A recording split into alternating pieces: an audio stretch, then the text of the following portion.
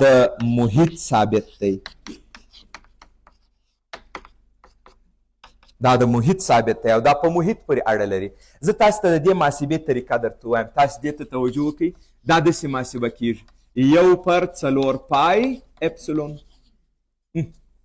دا داسې محاسبه کیږي.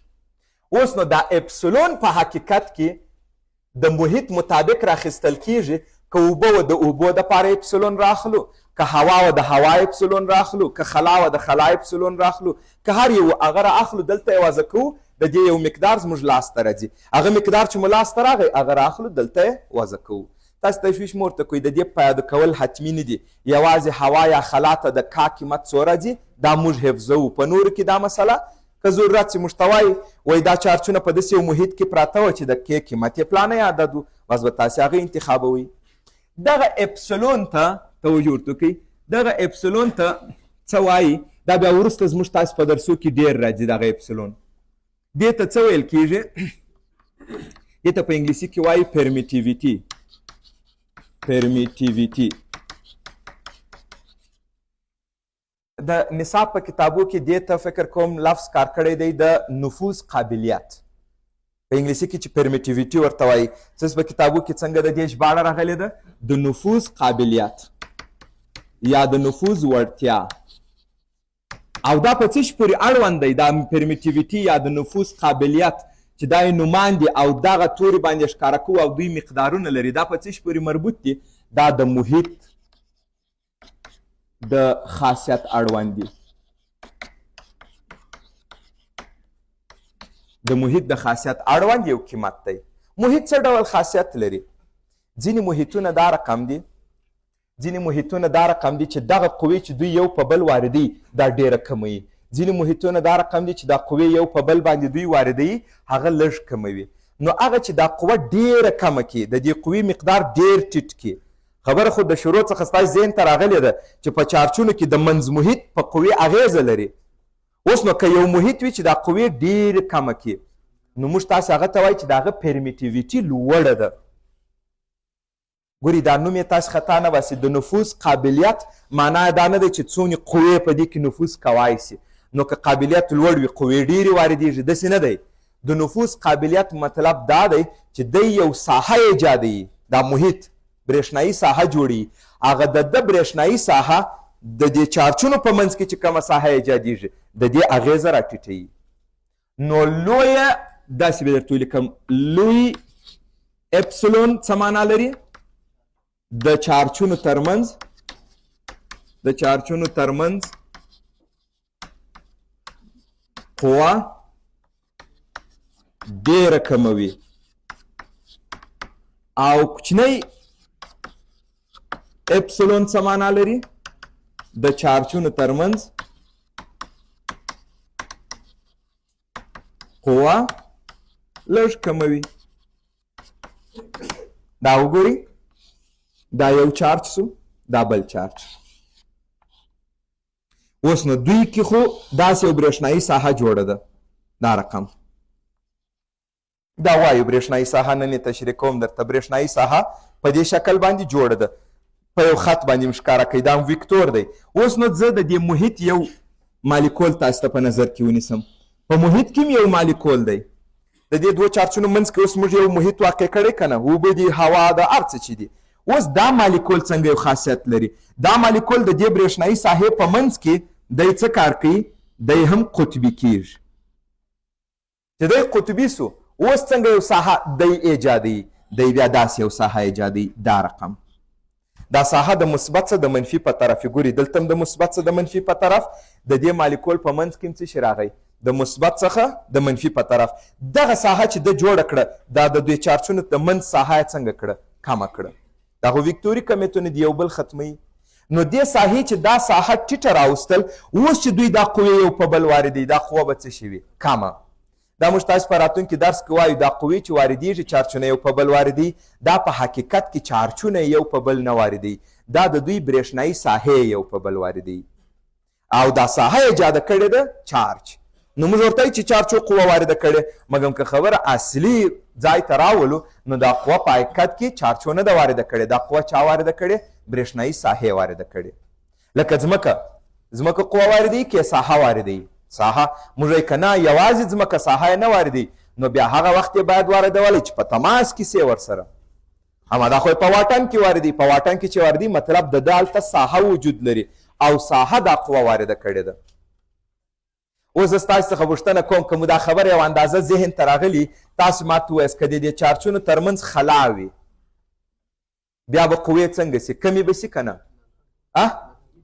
هلته خو مالیکول نسته چې ځان دوه قطبي کړي او موجوده برېښنایي ساحه ټیټه کړي. هلته خو نسته مالیکول. په خلا کې فری سپیس، خلا یعنی هیڅ شی نه وي. په هغه ځای کې څنګه مسله ده؟ دا چارچون هم داسې یو ځای کې کښېښودل چې ترمنځ یې هیڅ محیط نه دی، خلا ده. اوس تاسې په نظر دوی چې یو په بل قوې واردوي، د دې قوې مقدار کې کمښت راځي؟ نه راځي. ډېروالی خو په هیڅ وخت کې نه راځي. ډېروالی اصلا وجود نه لري. اوس دا قوې کې کمښت راځي که نه؟ نه راځي. ولې؟ نو هلته خو کم مالیکولونه نسته چې هغوی ځانونه داسې جوړ کړي چې د دې برېښنایي ساحه کمزوري کړي. یعنې د دې محیط کار څه وي؟ د دې چارچونو په منځ کې چې راغلي دي د دې محیطو کار، دوی برېښنایي ساحه کمزوري کوي. برېښنایي ساحه چې کمزوره کړه، دوی یو په بل باندې څنګه قوې واردوي؟ کمزوري قوې. د دوی قوې یو په بل باندې لږ لږ راځي. نو په خلا کې قوه څنګه راځي؟ اعظمي. هلته خو محیط شته نه، هلته خو ذرات وجود نه لري. نو د خلا دپاره کله چې چارچونه په خلا کې وي، دلته درته لیکم، کله چې چارجونه په خلا کې وي یو پر بل تر ټولو لویه قوه واردوي.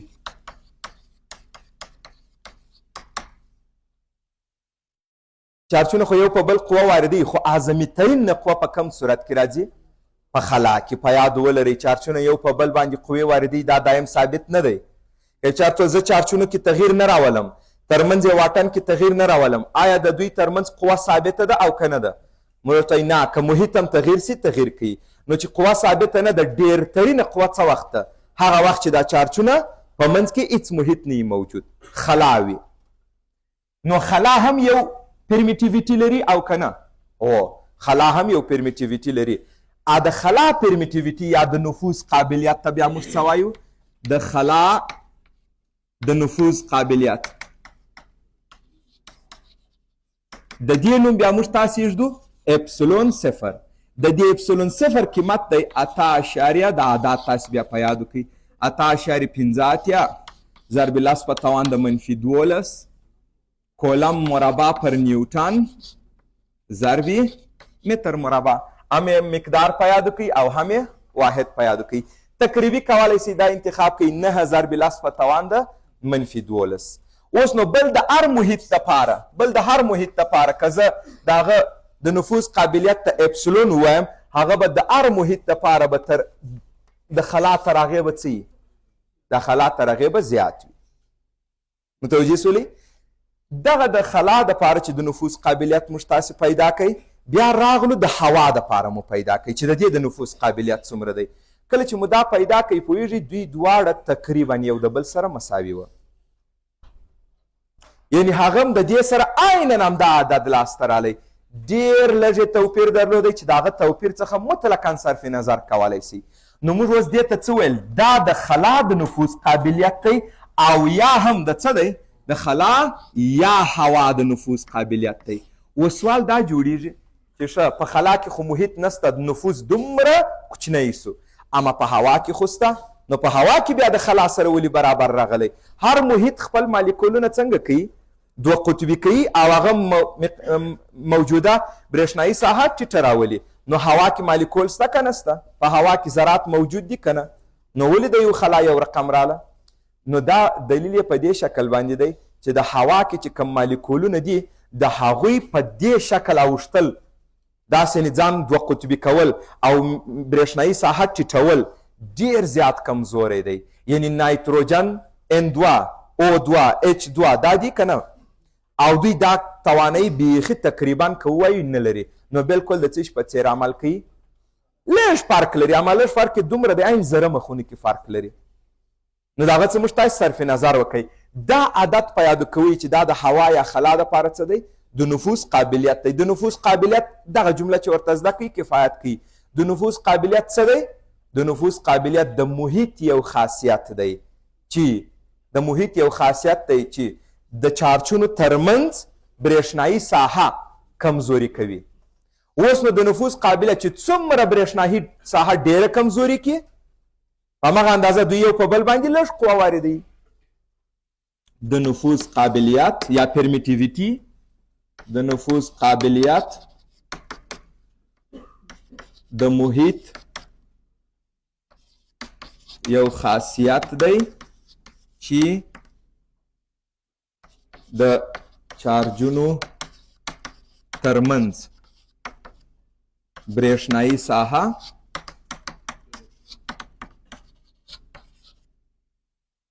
کموي، د برېښنایي ساحې قوت کموي. اوس مو ذهن ته راله کله چې مې دا جمله درته ولیکل تاسو ماته وایاست لوی نفوذ قابلیت یا ډېره پرمیټیویټي ډېر برېښنایي ساحه کوچنۍ کول، نو قوه څنګه؟ چارجونه یو په بل لږ پرمیټیویټي نو برېښنایي ساحه لږ کمول. چې برېښنایي ساحه لږ کمه سي قوې څنګه راځي؟ یو په بل زیاته. او تر ټولو لږ پرمیټیویټي یا د نفوذ قابلیت د خلا یا هوا دی. او د هغه څو دی؟ د هغه دا عدد دی. د دې نورو به څومره وي؟ هغه نور به د دې نه زیات وي. مثال پوهېږئ د اوبو د دې سره د هوا یا خلا سره څومره دی؟ یو وخت زما په ذهن کې که مې غلط کړی نه 80 برابره دی. د اوبو د څومره راځي؟ 80 چنده. نو اوس تاسې دا راواخئ دلته یې ولیکئ او 80 چنده د ده ولیکئ. کا څومره تغیر کوي؟ که دی ولیکئ یو عدد، که 80 دی ولیکئ کوچنی عدد، او دا کا چې کوچنی سو هلته قوه څنګه راله؟ ډېره زیاته کمه سوه. متوجه کېږي دې مسلې ته؟ ښه، نو اوس موږ څه کار وکئ؟ دا قیمت ستاسې د کا د په یادو چې د کولم په قانون کې لرو، د کولم ثابت ورته وایو. د هغه فورمول څنګه و؟ 1/4 پای د هر محیط دپاره چې ته کا محاسبه کوې د هغه محیط پرمیټیویټي به راوړې. اوس زه د هوا یا خلا دپاره محاسبه کوم، نو دلته مو څه شي وضع کوئ؟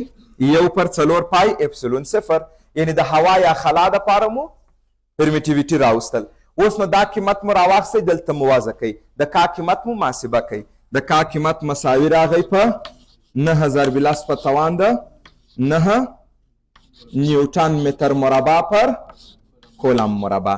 دا قیمت بیا موږ تاسې په یادو کوو. اوس نو د کولم قانون خو دا شکل لري، زه دلته بیا درته ولیکم. قوه مساوي سوه په کا Q1 Q2 پر آر مربع. ما تاسو ته چې دا په مختلفو محیطونو کې فرق لري. اوس په هوایه خلا کې د دې مقدار څو دی؟ 9000 بلاس په توان ده 9. په هوایه خلا کې د نفوذ قابلیت څو دی؟ 18.5 لاس په توان ده -12. دا عددونه دا د اپسلون 0 دا عدد او دا کا دا به ستاسې د ظرفیت په درس کې هم په کار سي، دا به مو د برېښنایي ساحې په درس کې هم په کار سي، دا به مو په پوټنشل کې هم په کار راسي. نو دا خبره حتما تاسې په ذهن کې ولرئ.